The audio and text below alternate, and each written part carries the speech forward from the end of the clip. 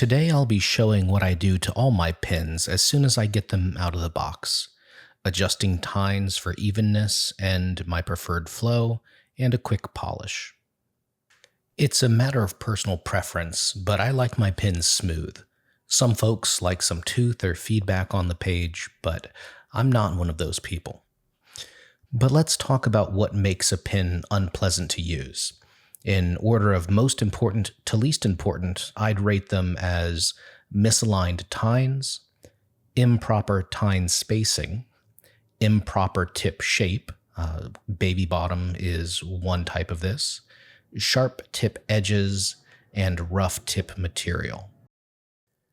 Of those, I'm not going to be talking about improper tip shape, mainly because I consider that to be a manufacturer's defect.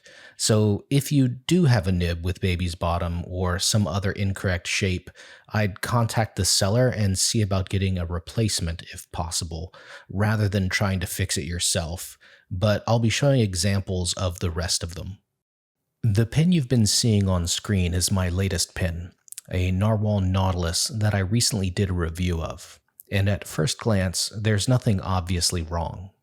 But when you write with it, I'm just using water here, you can feel a catch when making certain strokes, and that's a telltale sign of either a misaligned tine or a sharp edge.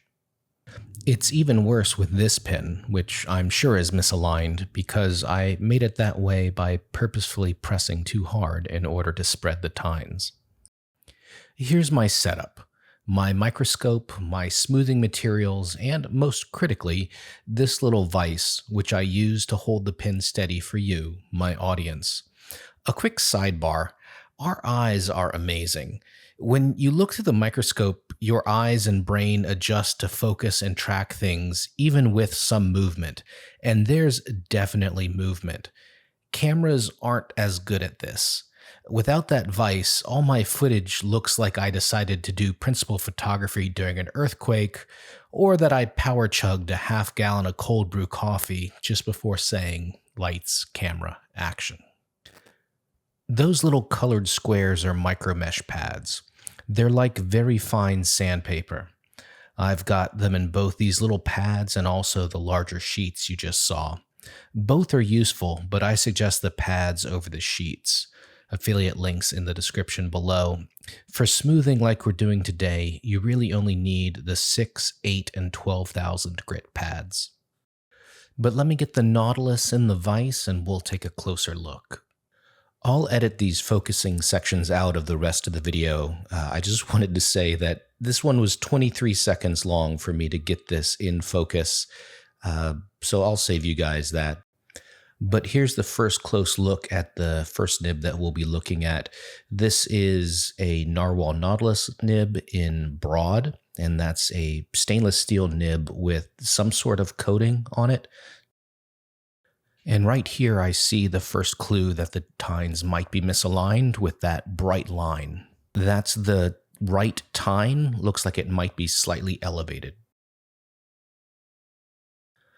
I can see a little bit of light through the slit in the nib, so that's what I want to see. I don't want to see a bunch of light, and I don't want to see just darkness. That would mean that the tines are either too spread apart or too close together, giving me either too wet or too dry a nib. And now we're going to look even closer at the alignment. And yeah, up close you can see that there's clearly a little bit of misalignment there with what would be the left tine being slightly lower.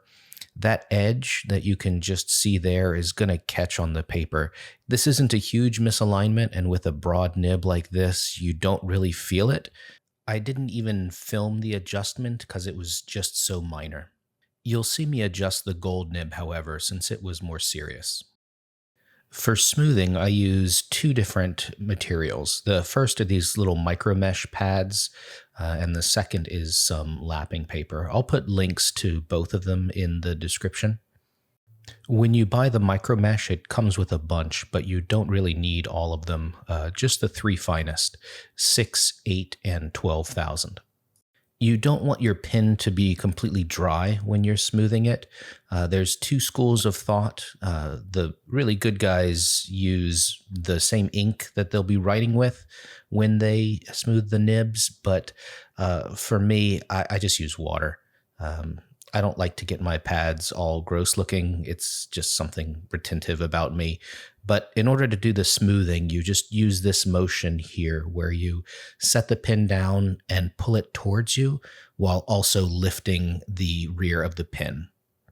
What you absolutely do not want to do is any sort of figure eight pattern.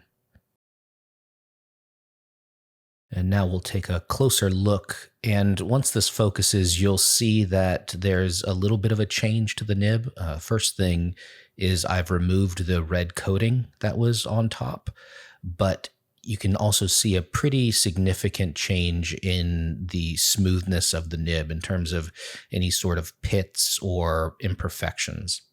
There's still a scratch pattern, but we'll deal with that with finer and finer grits. And so here we are with the 8000, same thing as before, just set the pen down, pull it towards you, lift the rear, maybe give it a little bit of a turn here and there, just ever so slightly. And I'm using a fairly gentle pressure here. You're not trying to, really grind it down. We're not trying to change the shape of the nib or anything like that. We're just going with its current shape, just making it a little smoother. And as soon as we're done with the 8, we'll jump right up to the 12,000. And here you can see after the 12, it's a little difficult to tell. You can mainly see it in how clean the reflection is to see how polished it is. And that'll continue as we move up into the lapping paper. Check the reflections and that's how you can see how smooth the nib is. And here's my lapping paper. You can see some of it I used with ink. I've had this stuff for years, but it's the same pattern. The green is slightly coarser than the white, and I'm just going to pull it back and wiggle it back and forth. But notice that I'm still getting marks on the lapping paper, and even though this stuff is super, super smooth, it is still removing material, and you can see that left behind. So again, don't go crazy on this stage because you can change the shape of the nib even with this super fine paper if you do it too much. Regardless, you're going to end up with a very sharp inner edge to the tines when you do this sort of thing. Whether you're grinding to change the shape or just smoothing it, the inside of the nib tines are going to be rather sharp. So we're going to fix that now. I'm putting a little chamfer on that. And so what I'm doing is I'm pulling up the tine just a little bit and just with the 12,000, just giving it a quick little stroke, doing both sides of the tine. So as I pull up the left tine, I'm adjusting the top of the left tine and the bottom of the right. And now I'm going to pull up the right tine and I'm going to chamfer the top of the right tine and the bottom of the left. And again, it's just a stroke or two is all that's necessary to break that edge, but it makes a massive difference in how smooth the writing of the nib is afterwards.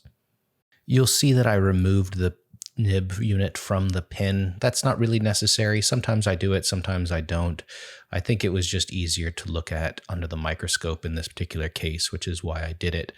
But here it is in the vise under the microscope again. You can see the bright line there where I put the chamfer and also the clarity of the reflection. Now you can see that it's a ring light, whereas before it's just kind of like a wall of light. There's a little bit of a scratch pattern there in the center of the nib, but honestly, you won't feel that. You can also see that the alignment is more even than it was. And to remind you, here's what it looked like before. It looks like I actually aligned this one. This is a shot after that initial alignment. But you could see, you can see the ring light there in the reflection, but the surface is uneven. It's just sort of bumpy looking. And there's a significant difference in the writing experience now compared to where I started. Now we're going to look at the other nib, and this one is much more poorly aligned. You can see that not only is the one side higher than the other, but also there's sort of a valley going where the space between the tines isn't really even. It's closer in one area than another. This is super, like, you can really feel this on the page. Like, this is not a fun writing experience. You can also see how sharp the tines are from this angle, that sharp edge where the tines touch the paper, that inside of the nib, that's going to really catch and be miserable on the page. So we're going to clean this up. We're going to bring those tines back into alignment, check the spacing, and see if we can do something with that valley. Aligning the tines isn't really rocket science. Each nib is a little different based on its shape and material. You just kind of gently lift it up to bring it up, because in this case they were too close together, and you just check it, and you do that over and over again.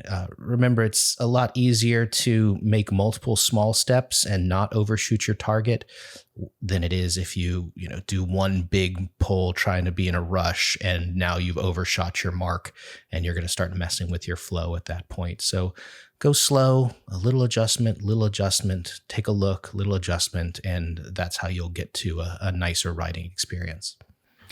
And here it is, all aligned. There's a little bit of a valley still. I tried to adjust it, but didn't really want to force the issue. This pen actually turned into a fantastic writer.